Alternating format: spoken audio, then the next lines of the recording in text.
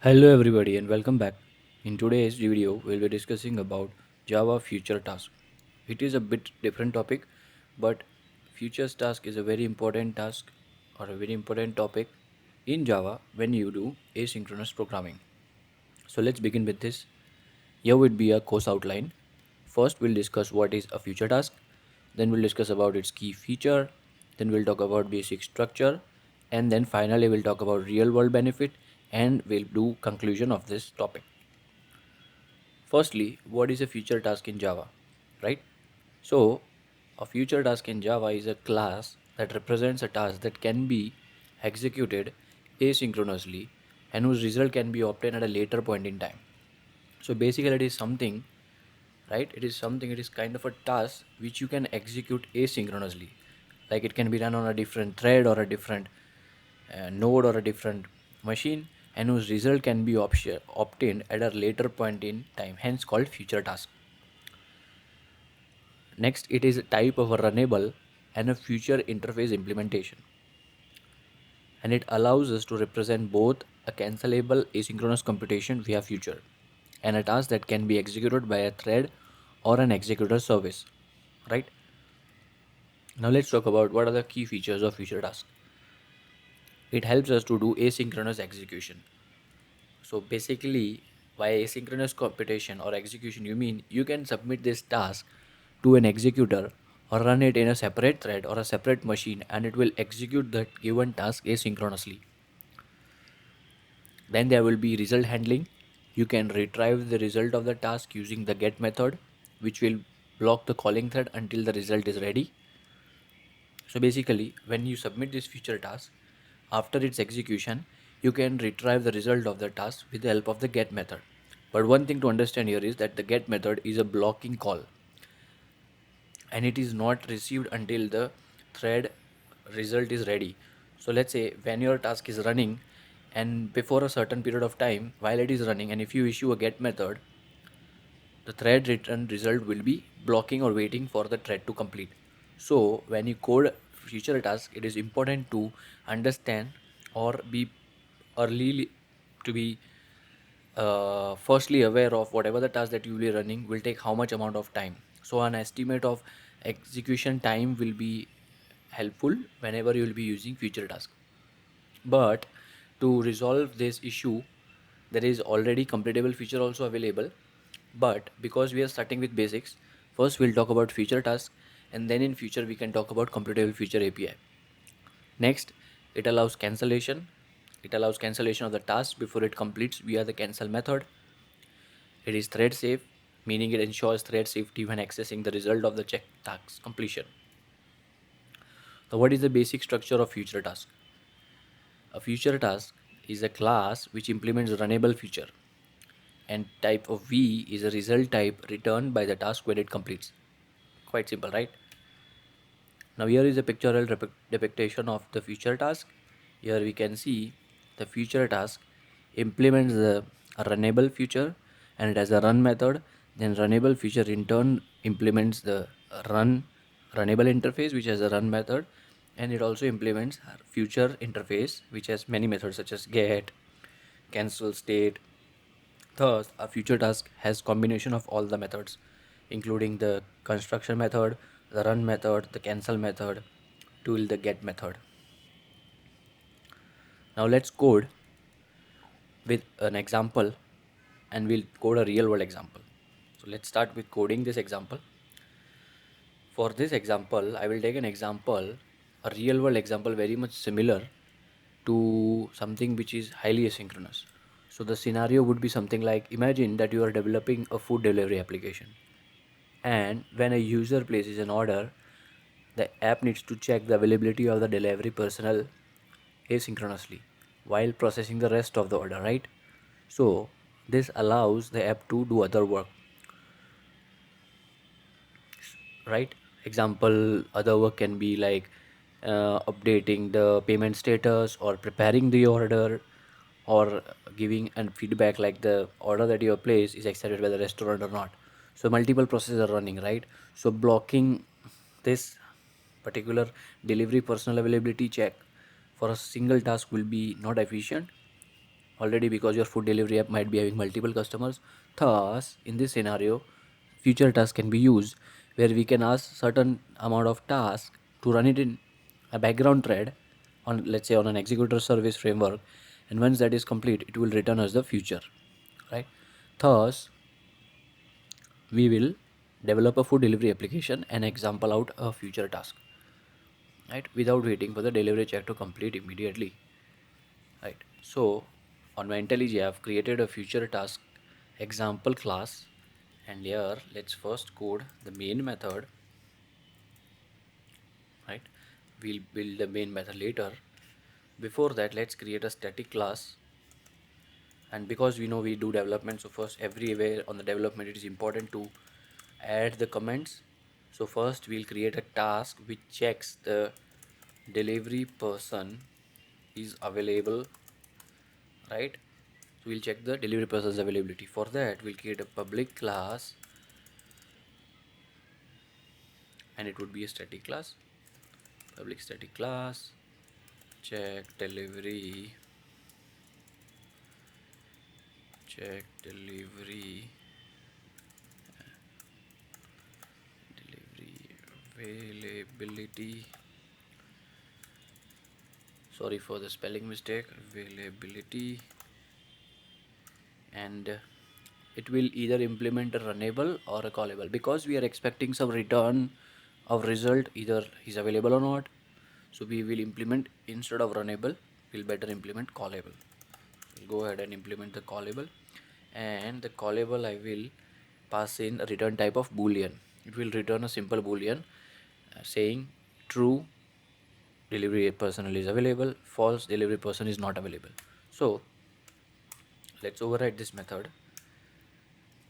It will override the call method, and it will throw exception, system at print, checking delivery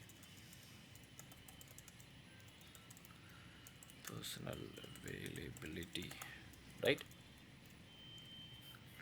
And I'll go ahead and add a comment, say I'm simulating, let's say, to check the delivery person availability or not, you might be calling another service, or you can say delivery service or delivery personal service. So for that, what I will do, instead of making that particular code, right, I'll simply make a simulation of something like thread.sleep for, let's say, 5 seconds.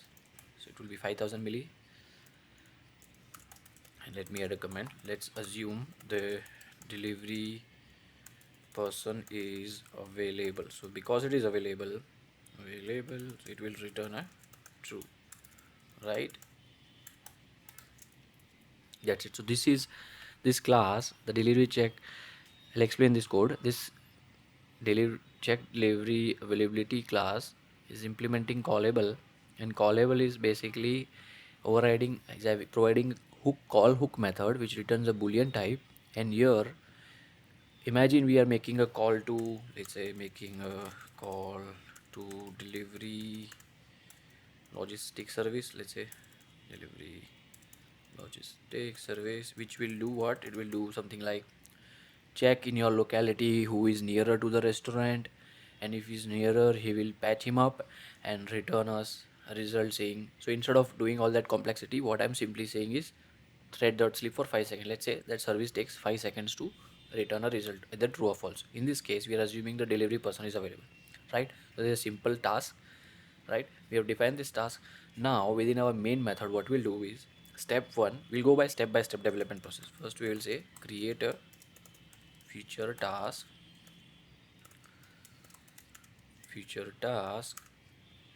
that checks delivery person availability.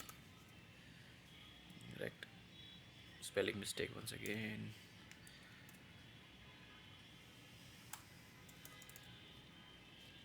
Right. So what this, we'll have to create the first task. So what we'll do is we'll create a future. We'll use the future task class from the java.util.concurrent package, and here we will pass in a boolean method return as a boolean as a return type. That would be a v, and we'll say check availability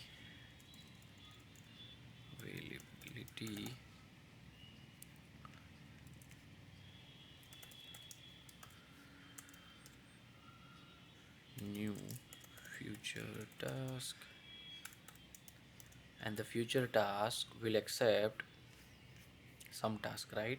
So the task that we will assign it to will be check delivery availability class, right? Add a semicolon, so this marks the end of the statement. Now what we will do is we will run this task on a separate thread. So let me add a command. Let's say run the task in a separate thread. What this thread will be, we'll create a thread, we'll call it check availability thread, and we'll define new thread and pass in the future task, which is this is a future task, right, on line number 12 that we have created.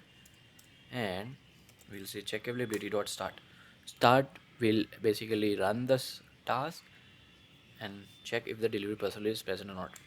Let me add one more comment saying simulating processing other parts of the order. Let's say because we require the synchronously because we don't want to block this only one task, right?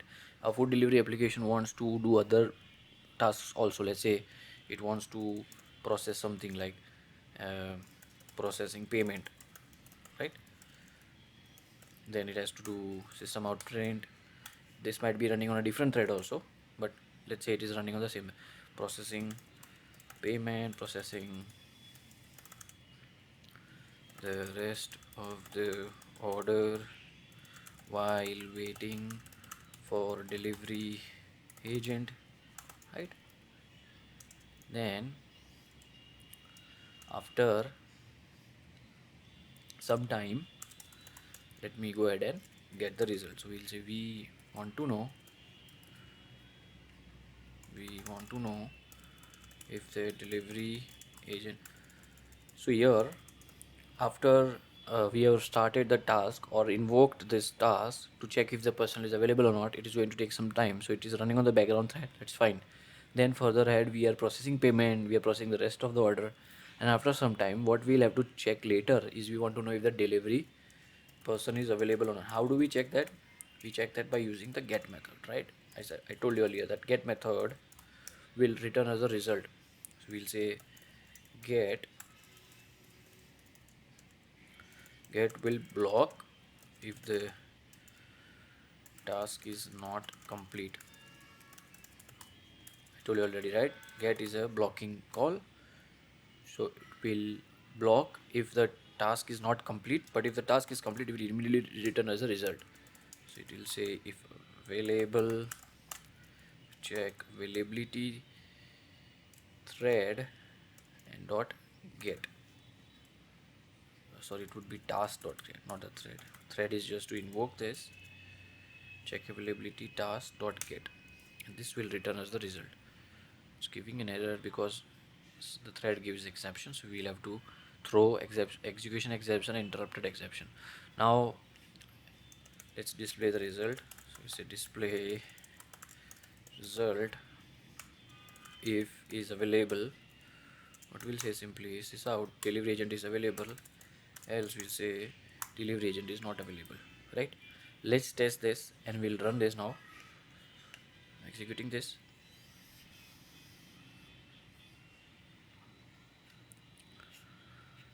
See, it is doing the processing payment, it is checking the delivery person because we have given a 5-second wait period, right? It waited for 5 seconds and then finally returned a true, and based on the get method the is available boolean flag was populated with true or false, and based on it the delivery agent was failed. So getting is very important here. Let's see if I comment this out.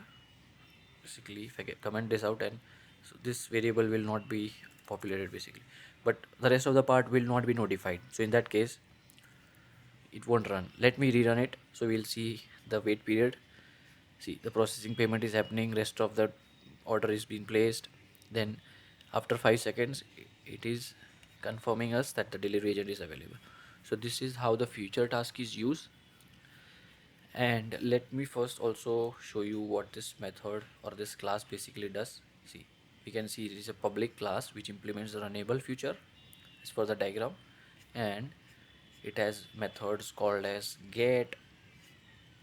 There's a get method. See, we can also cancel.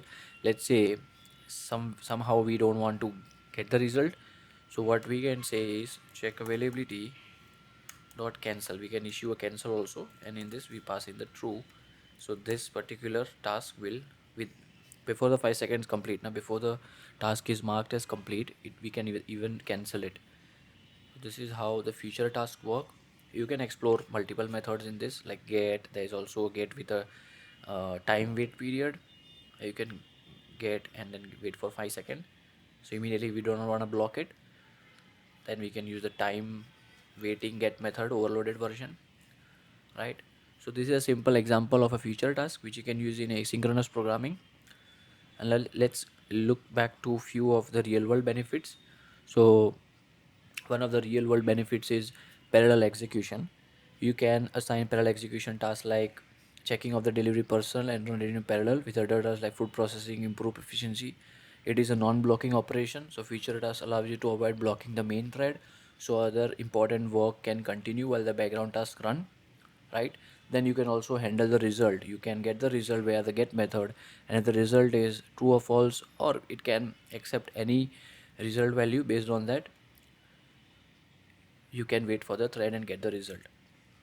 Conclusion would be future task is a very important and a powerful class because it helps to handle asynchronous computation, making it a good fit for scenarios where you need to execute tasks concurrently, handle their result. And some of the real world examples such as food delivery apps allows the system to process different part of an order while waiting for the background tasks like delivery check options to complete. All right, so this was a simple example of a future task. We went through different methods of this class, like get method. We also understand the runnable future interface. There's a runnable interface which is implemented by this future task, and also we coded a real world example, right? So I hope you have understood this topic. If you have any doubt, please let me know. And thanks for watching till now. Have a nice day.